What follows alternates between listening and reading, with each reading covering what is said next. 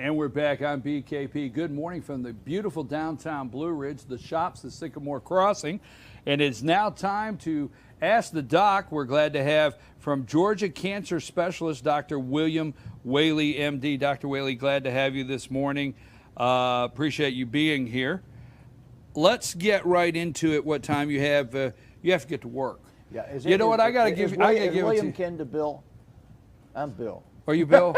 I was just. I know. No, I'm kidding. I'm reading off the teleprompter. It's a joke. I've been Bill in Blue Ridge for 30 years. I'm William in Atlanta. William in Atlanta. I wanted to congratulate you first on your series that you're doing about the judge. I'm going to shut up right there, but it's people that aren't watching that need to watch it, and it's on. You can get it on the YouTube, and you're going to have more chapters. So that's all. Well, I'm up to part 3, and we'll leave it at that. And I think I figured 5 parts will close it out. And then what I'm going to do is leave it up to a jury of people, because there is a decision that needs to be made, and it's up to the jury of people and the other people. And that's what I wish everybody would do, is look at everything and then leave the decision up to that. If anybody's interested in writing the head of the Judicial Qualification Commission and the person in charge of that, I've got the address. I'll leave it with you before I leave today, and I've written a letter as a citizen saying that people are jumping on a bandwagon of journalistic freedom when they should have been jumping on a bandwagon of inappropriate behavior. And let's get on to health here. All right, okay. You got to have Olympics now. You got to have the Olympics. I am one of those, and I'm actually always talking to myself in many of these comments. I get stuck on something. So you have a background with the Olympics, but in Rio, we've been talking about the swimmers. And not just, you don't get questions, believe it or not, people, about how many gold medals Michael Phelps has. We're excited. I was over at a good friend's last Saturday night, that relay, that 4-band relay. I was so excited. I watched him get that gold medal. But there's other questions that you have been asked about Michael Phelps. What are those, Dr. Whaley? Well, a few weeks ago, we were talking about professional athletics, and I made the statement that the difference between Michael Jordan and the rest of the NBA is 1/8 of an inch and 1/10 of a second. That might be bigger than it really is, because if you'll notice, we said then that the top 8 qualifiers in the 400-meter women's race were all within a half a second of each other. Now, Michael Phelps has won some of these races by 1/100th or 1/10 of a second. Yes. Okay, he's been getting up, and people have been saying, what are these red circles on his body? If you go back to the time of George Washington and before in the English medical system, they used to put leeches on people to bleed them. They used to cut them to bleed them. And the other thing that you read about when you read about Oliver Twist and all the rest of it is cupping. Well, those things on him are hickeys like the teenagers get from kissing each other's neck, but they're done by having a suction cup placed on the skin. In sports medicine, this has been studied. Nobody has any idea what it might do or if it does anything, but the 2 theories are: 1, it brings blood into the muscle underneath it. Clearly, it brings blood into the skin underneath it.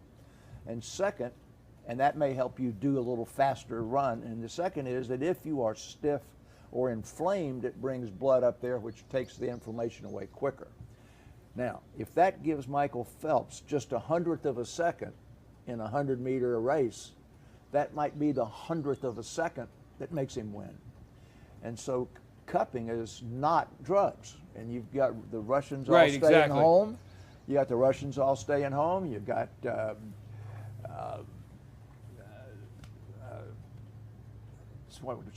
2 Chinese, I think, had to go home. And, some of these people went home because they were taking other drugs. If this is a trick, like a massage or a cup of coffee, more power to him. But that explains those things on him. Those are hickeys like you'd get on a date, only they're put on there with glass cups. Well, that's interesting, because I was thinking the same thing. Is like, what is it? Is it the rotation of his arms or whatever that these spots these red spots are up there? But what they're actually doing is drawing the blood to that area. Correct. And that increases or helps any kind of inflammation, well, things like good. not. That's it's just that's it's the sports theory. medicine. That's It's the theory. So Yeah, and nobody's doing it except in the world class, this sort of thing. Well, there's no reason for it at Fannin High School tonight. we think it's proven testing because the guy has all the. We're gonna go scientific medicine. Yeah. We're gonna go. There's been some study, and it's called all those gold medals around his neck. But he did it in other Olympics without the spike. Oh, so well, it's a new deal. I think and everybody wants to know about the Zika. I think we could spend 2 or 3 minutes on Zika. Yesterday, 4 or 5 cases are being investigated in Miami Beach. Previous to that, this area that they've been showing, Wynwood, is sort of the midtown of Miami. It's trendy shops like this, trendy restaurants like that, but not on the beach. And they had the 12 cases, and then the 30 cases, and then the 40 cases. The important thing to remember is that those cases came because the Public Health Service went out into the community and tested the blood of hundreds of people who weren't sick. And it was like 6, 8, 7% of just normal people had a positive Zika virus. Well, earlier this week, a guy in El Paso, Texas, went to his doctor and requested that he be tested, and he was positive for the Zika virus. He had traveled to Miami, had been sick like the flu, but had enough sense to say, maybe this is linked. So I think that what you've seen so far is the tip of a real big iceberg, and there's just this little tiny slice at the top. But the CDC yesterday put out another one of those warnings about women, and it said that women who have traveled to this area and who have become pregnant should use condoms or other barriers for at least 6 months. Very unlikely that all those people are going to do that. And all pregnant women, now how many pregnant women you think are listening here? All pregnant women in the United States should be assessed for possible Zika virus exposure during each prenatal visit.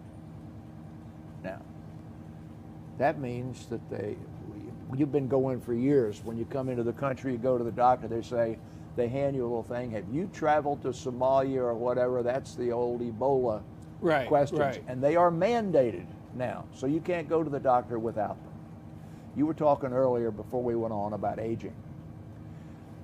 There is a stress scale you have to fill out every time you come into our offices. We've got 30 offices, we've got 60 doctors, called the stress scale. Every visit. That means if you come in on Monday, Wednesday, and Friday, you got to fill out the stress scale about how comfortable you are with your life, how comfortable you are with where you are, how much stress you think you're under, whether you're in danger, whether you're worried about money or any of those things.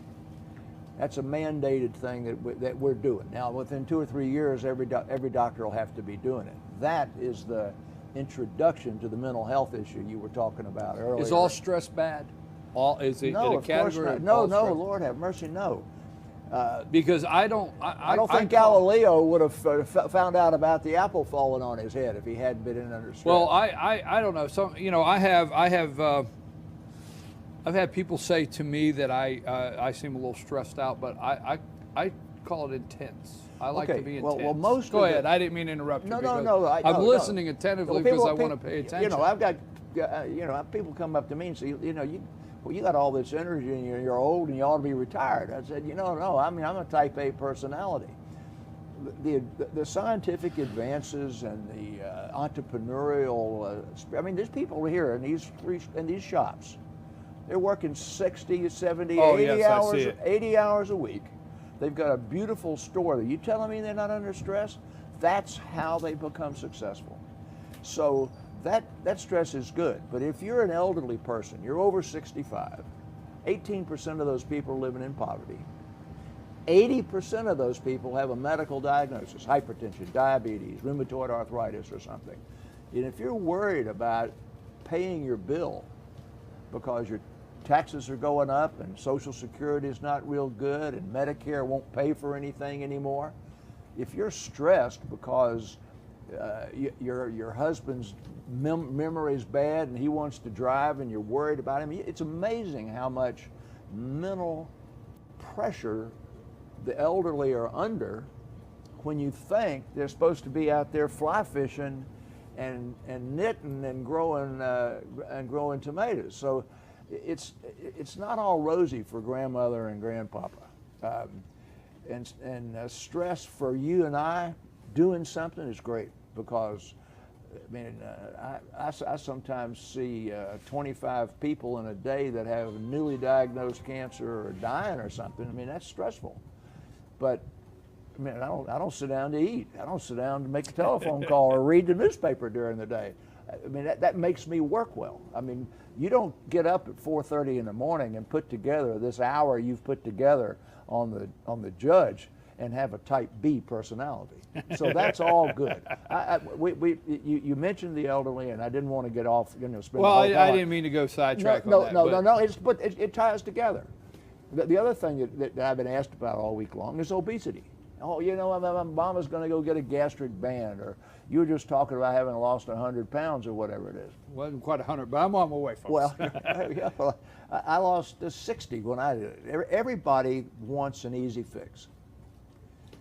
They think there's a diet they can buy, or the dangerous thing is the supplement industry, where they selling you this supplement that's got an energy producer in it or whatever, because every study that's ever been done, either Consumer Reports, which is not the government, it's a consumer group, the National Institutes of Health, Harvard, Mayo Clinic, I mean, all well-respected people, when they start studying those supplements, there's no control.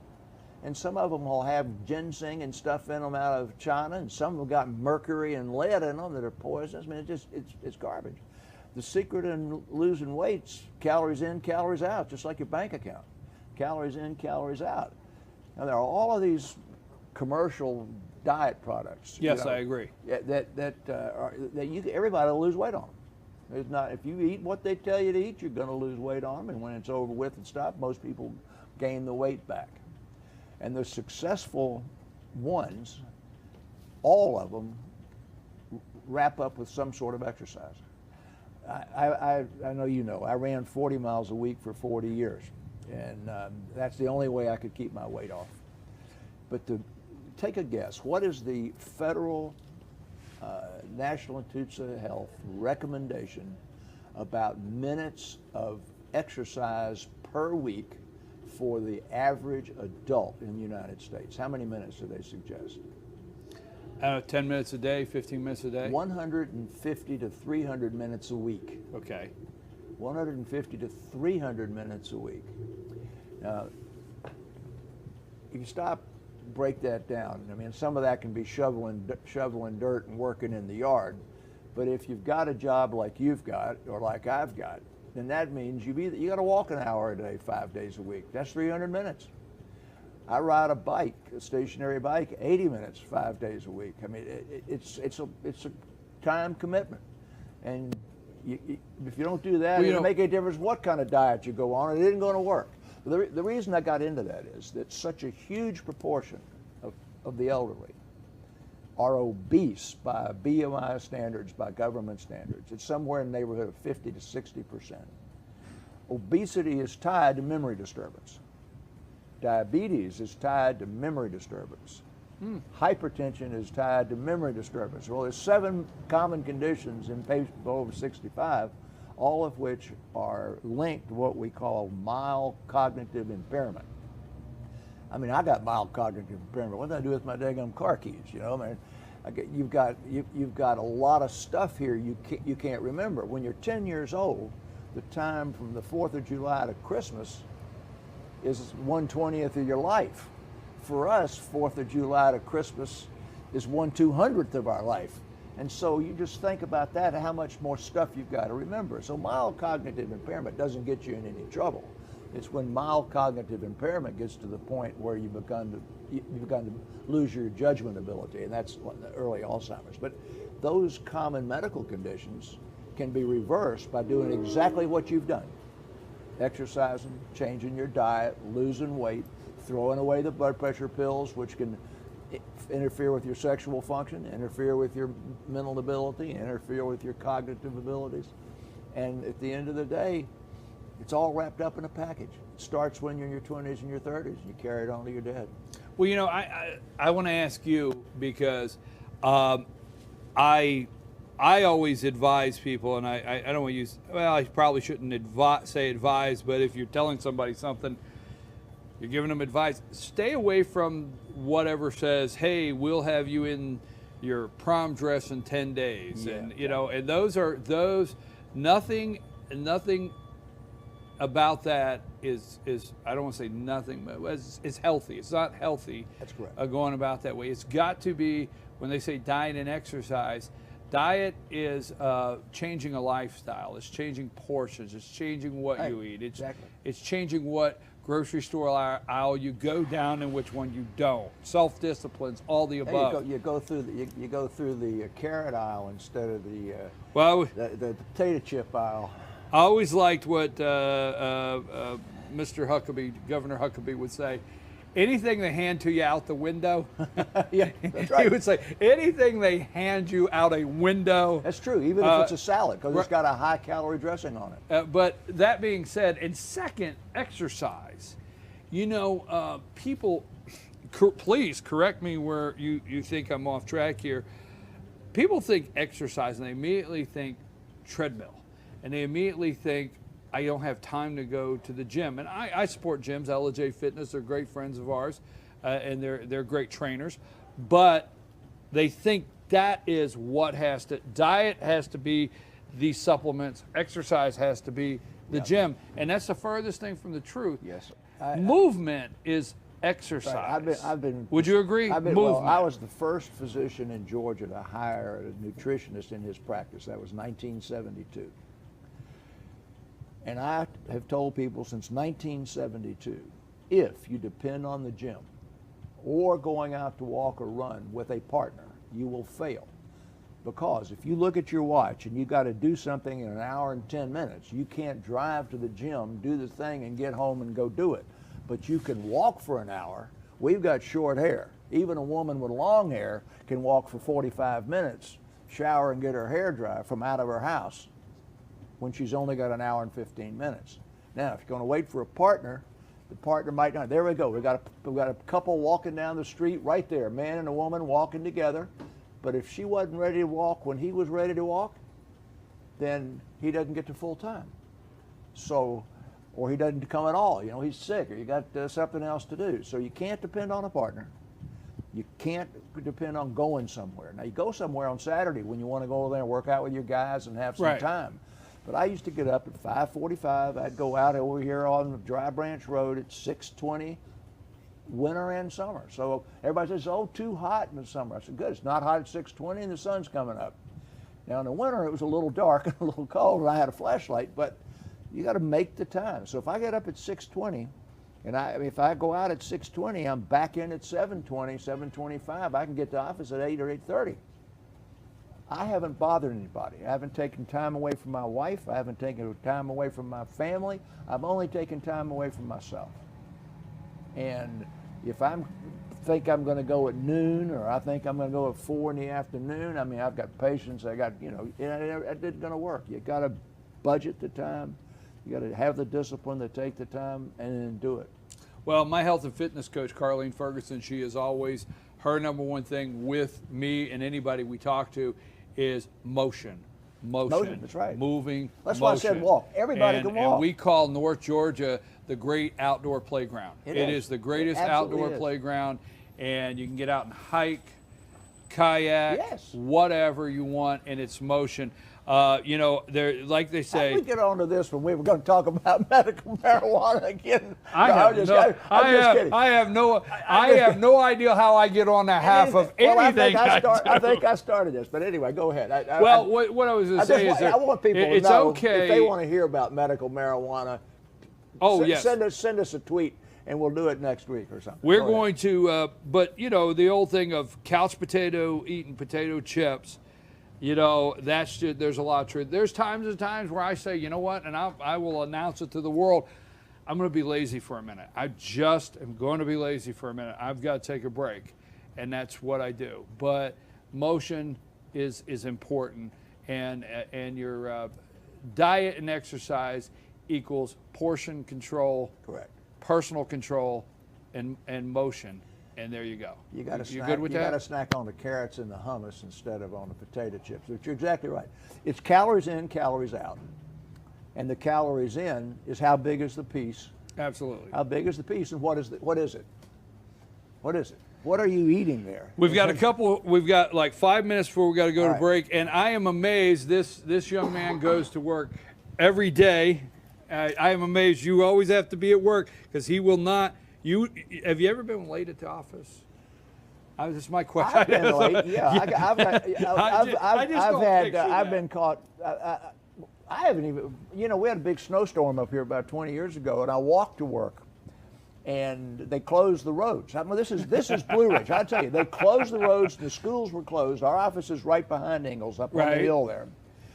And I walked to work. I'm only 2 miles from work. I walked to work. I got there at 8:30, and my staff was in the office, and we had patients from Dalton in the office at 8:30 when the roads were closed, the schools were closed, because these people up here come to work. Now, I've got a woman working for me in Atlanta that doesn't come to work when it rains. I mean, my people up here.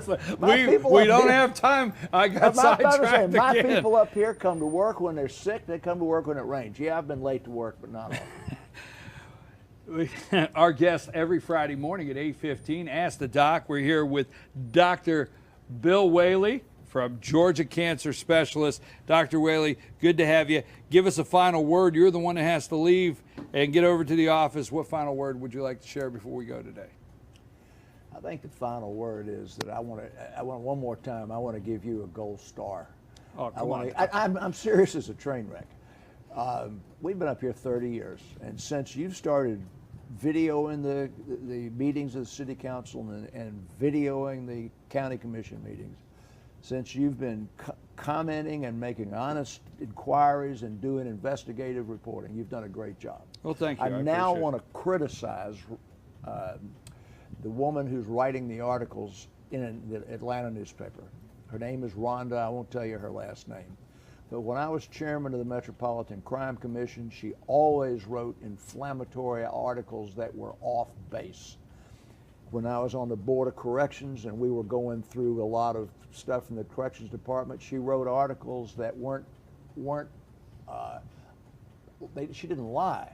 She just took little tiny pieces of stuff and put it out there like it was spectacular. If you read the article she wrote 2 days ago about the judge spending money on the Supreme Court and their families to have on meals when they were up here in our county, and spent money on the kids from the high school here for lunch when they were over there learning something, it looks like it's a scandal. And at the very end, on the 3rd page, this is on the front page of the paper. I understand. Rhonda Cook, I'll say her last name.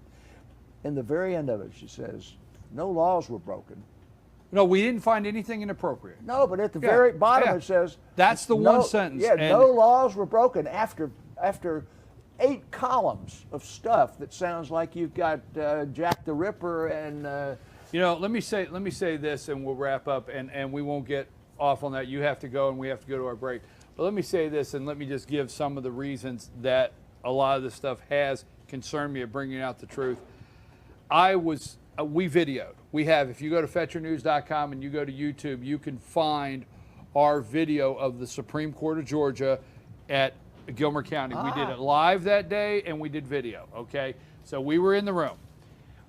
Afterwards, I guess I owe the taxpayers some money. I had lunch too, and I shook hands with Georgia Supreme Court justices. Lonnie owes the taxpayers because he did the same thing, and we had several. But what I really enjoyed is all the tables were set up, and we'll close with this. And there were kids from Pickens County High School. That's what I said. There were kids from Fannin County High School. There were kids from Gilmer County High School. There were kids all across the state.